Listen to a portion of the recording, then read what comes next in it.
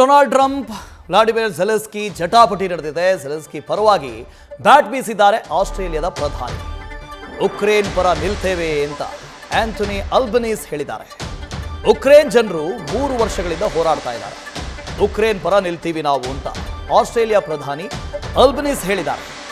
So ಒಂದು ಕಡೆ America Ukraine ವಿರುದ್ಧವಾಗಿ ನಿಲ್ತಾ ಇದೆ, ರಷ್ಯಾದ ಪರವಾಗಿ ವಾಲಿದಂತೆ ಕಾಣಿಸ್ತಾ ಇದೆ. ವಾಲಿದಕ್ಕಿಂತಲೂ ಹೆಚ್ಚಾಗಿ ತನ್ನ ಫೋಕಸ್ ಅನ್ನು ಶಿಫ್ಟ್ ಮಾಡಿದೆ.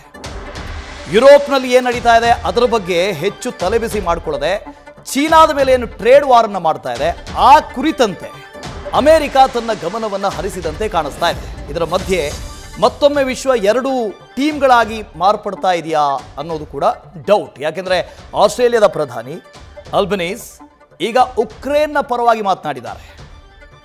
ಟ್ರಂಪ್ ಉಕ್ರೇನ್ನ ಪರವಾಗಿದ್ದಂಥವ್ರು, ಅಂದರೆ ಇಡೀ ಅಮೆರಿಕ ಉಕ್ರೇನ್ನ ಪರವಾಗಿತ್ತು. ಅದು ಹೇಗೆ ಫೋಕಸ್ ಶಿಫ್ಟ್ ಆಯಿತು ಅಂತ ನೀವು ಗಮನಿಸಬೇಕು. ಈಗ ಭಾರತದ ಡಿಪ್ಲೊಮಸಿ ಅಂತ ಹೇಳಿದ್ರೆ, ಭಾರತದ ವಿದೇಶಾಂಗ ನೀತಿ ಅಂತ ಹೇಳಿದ್ರೆ ಯಾವತ್ತೂ ಬದಲಾಗೋದಿಲ್ಲ. ನಾವು ಅಲಿಪ್ತ ಅಂತ ಹೇಳಿದ್ರೆ ಅಲಿಪ್ತ ಅಂತಲೇ ಇರ್ತೀವಿ. ಆದರೆ ಅಮೆರಿಕ ಈ ಹಿಂದೆ ಒಂದು ದೇಶದ ಜೊತೆ ಹೋಗಿತ್ತು, ಈಗ ಮತ್ತೊಂದು ದೇಶದ ಜೊತೆ ಹೋಗೋದಕ್ಕೂ ಕೂಡ ರೆಡಿ ಆಗಿದೆ. ನ್ಯೂಸ್ ಫಸ್ಟ್ ನಿರ್ಭೀತಿಯಿಂದ ನಿಮ್ಮ ಪರವಾಗಿ.